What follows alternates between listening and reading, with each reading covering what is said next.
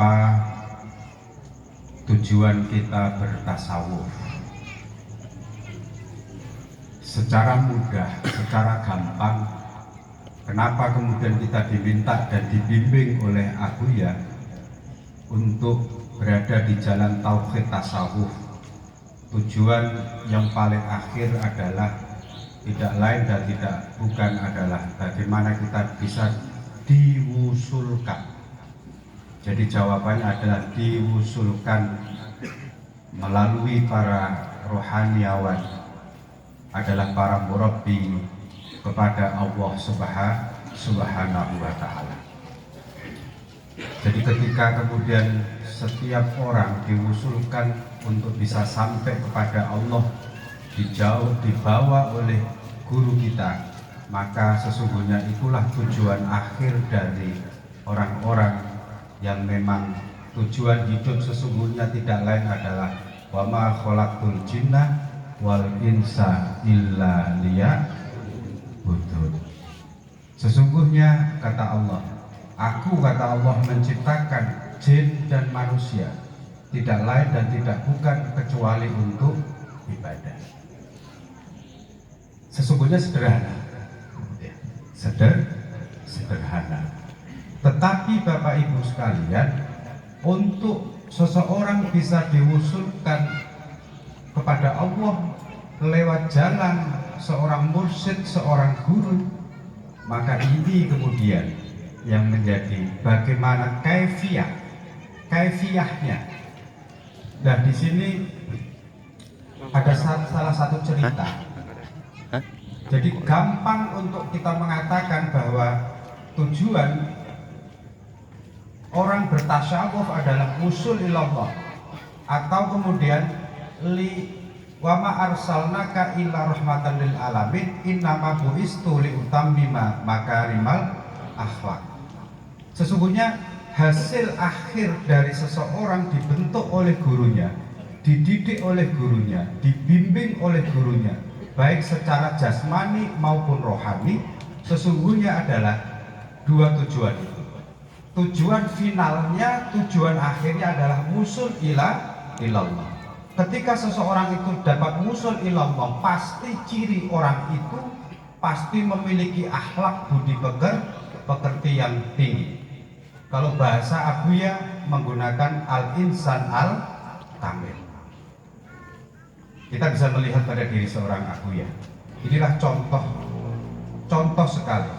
Laqad kana lakum fi rasulillahi uswatun hasanah.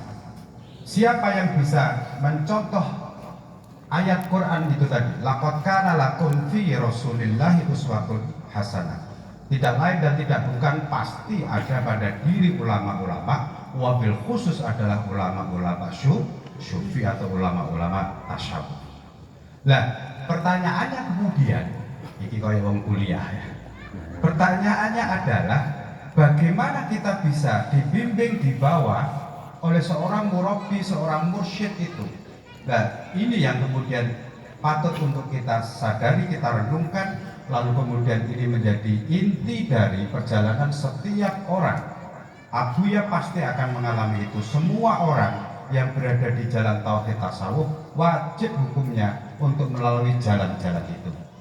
Jalan-jalan yang dimaksud itu tidak lain adalah bagaimana kode etik atau tata cara berguru yang baik dan benar. Ada satu cerita begini, yang kebetulan cerita itu saya diminta untuk menulis sendiri. Memang dan beliau juga mengajarkan akhirnya ketika sudah usul kepada Allah, ajaran yang disampaikan oleh beliau itu, terutama salah seorang guru sufi ini, persis seperti yang diajarkan oleh Abuya. Karena itulah kemudian ketika saya datang dan diminta untuk sedikit berkhidmah kepada Abuya, pertama kali yang saya ucapkan, ajaran yang disampaikan oleh Abuya, meskipun di sana sini ditolak dan lain sebagainya, saya salah satu orang yang benar-benar meyakinkan dan membenarkan ajaran Abuya. Jadi ceritanya begini, ketika seorang guru sufi, ini cerita di Jawa, bagaimana beliau dibimbing oleh gurunya.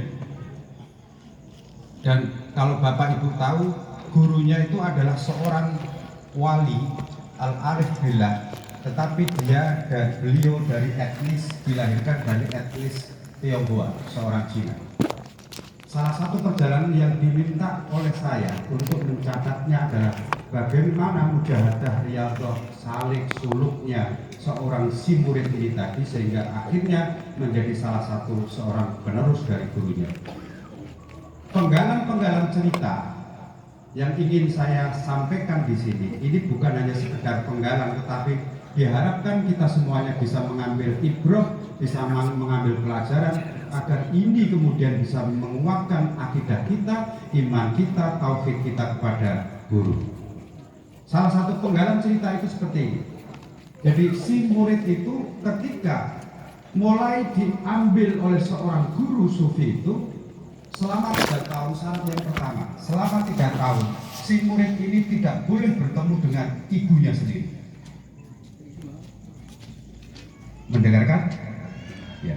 Apa syaratnya? 3 tahun si murid ini tidak boleh menemui ibunya serta bapaknya. Suatu saat karena si ibu dan si anak ini kemudian rindu, sama-sama rindu ingin bertemu antara si anak dan si ibu ini, ketahuan ibunya ini memberi sekedar oleh-oleh jajan pasar. Paham ya, jajan pasar ya? Yes, pokoknya jajan yang dibeli dari kue-kue yang diberi dari pasar. Kalau di Jawa ada istilah OTOT. OTOT itu kalau bahasa Indonesianya itu tidak pakai baju, tapi ini jajan. Jadi kebetulan si ibu tadi memberikan OTOT hanya 1-2 buah saja. Seorang guru ini kemudian mengetahui kalau kemudian si anaknya ini, muridnya ini kemudian mendapatkan OTOT dari sang ibu. Begitu kemudian si guru ini mendengar dan mengetahui si anak ini kemudian diberi hanya sekedar OTOT saja, apa yang dikatakan oleh si guru tadi? Buang, disuruh membuang. Al-Kisah satu saat lagi si anak tadi kemudian membeli sekedar baju, karena ini adalah 3 tahun masa karantina awal. Ya. Si anak suatu saat membeli baju diberikan kepada orang tua laki-laki. Saat itu juga ketahuan sama si guru. Apa yang terjadi? Ambil. Kalau bahasa Jawanya, jauh, ambil lagi. Disuruh mengambil. Bapak Ibu hadirin hadirat yang dirahmati oleh Allah.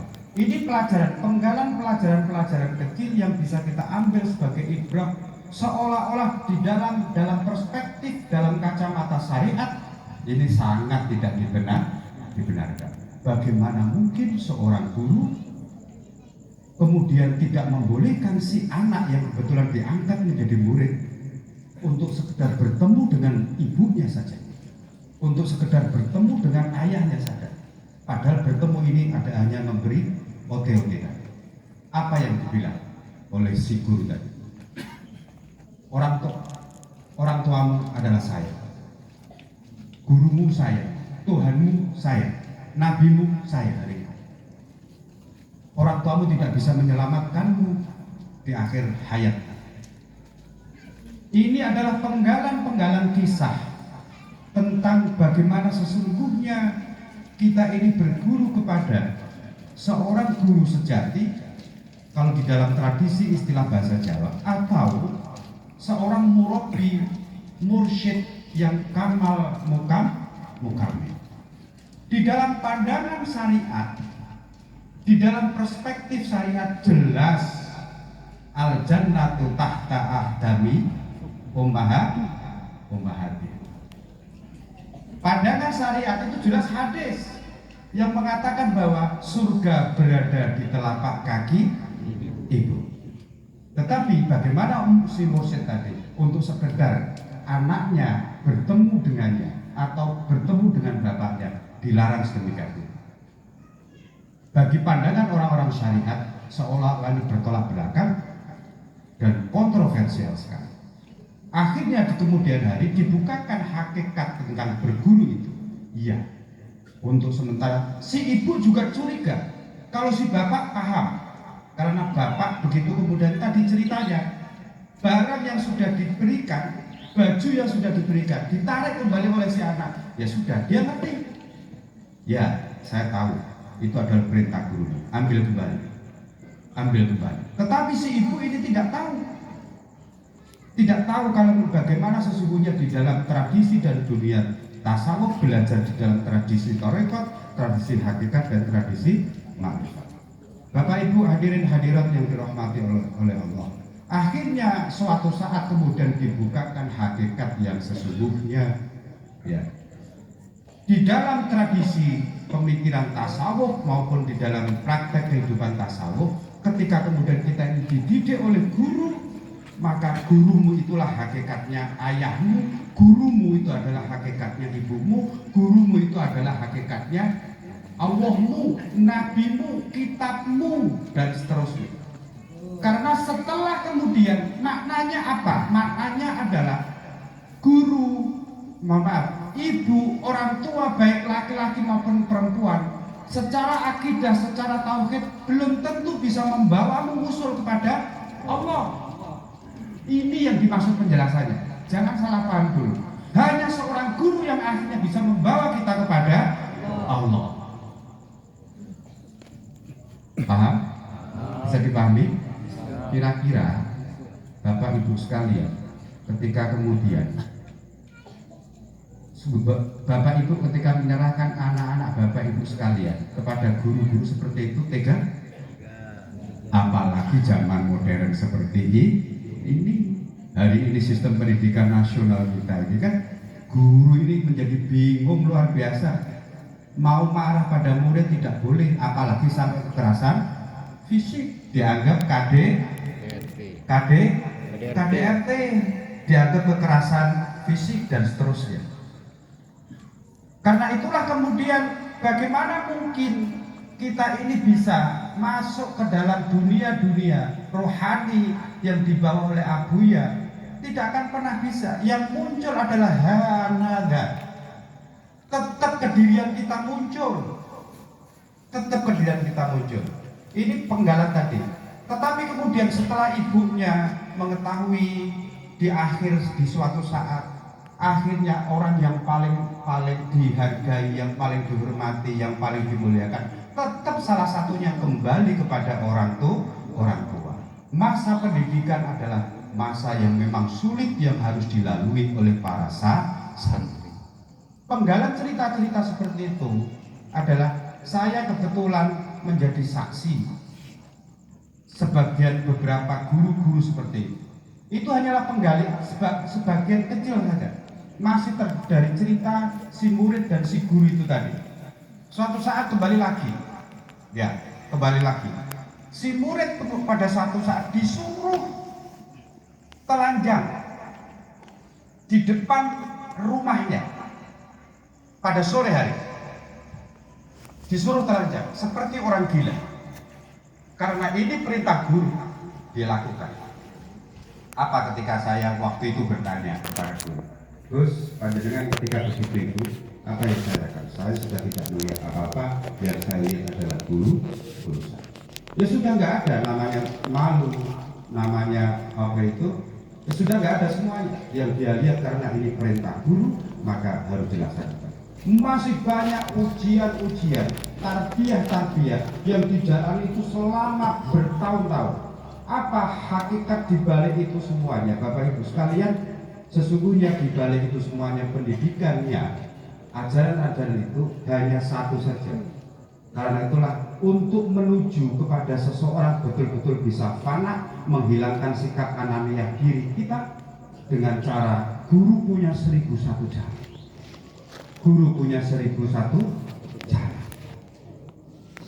Tetapi ketika kemudian kita ini kok sampai betul-betul menyerahkan jiwa raga kita kepada guru, Siapa orang yang akan menikmati itu semuanya? Pasti seluruhnya adalah diri kita. Inilah kemudian kenapa pertanyaan Abuya seperti itu. Abuya kepingin, Abuya sangat ingin sekali untuk bisa melahirkan anak-anak secara akidah, anak-anak secara rohani. Tetapi siapa kemudian di antara kita semuanya yang siap untuk dididik dengan jalan Abuya? Abuya punya cara sendiri, tidak harus seperti itu. Tetapi secara substansi, secara isi pasti sama. Karena seseorang, nafsu kita begitu besarnya, ilmu kita begitu besarnya, ego kita, kemauan kita begitu besar. Bapak Ibu sekalian, jadi ini biasanya pelajaran seperti ini lebih gampang untuk anak-anak sekalian, untuk adik-adik. Yang lebih susah masuknya itu justru untuk yang kita-kita ini yang sudah agak tua-tua. Karena biasanya masuk kuping kanan, keluar kuping kiri. Itu sudah bagus. Biasanya masuk kuping kanan, keluar kuping kiri, itu ada yang nyantol di tengah. Kalau yang kita khawatirkan ini kan masuk kuping kanan, keluar lagi kuping kanan. Jadi tidak ada sesuatu yang membekas di dalam akal pikiran kita, bawah sadar kita.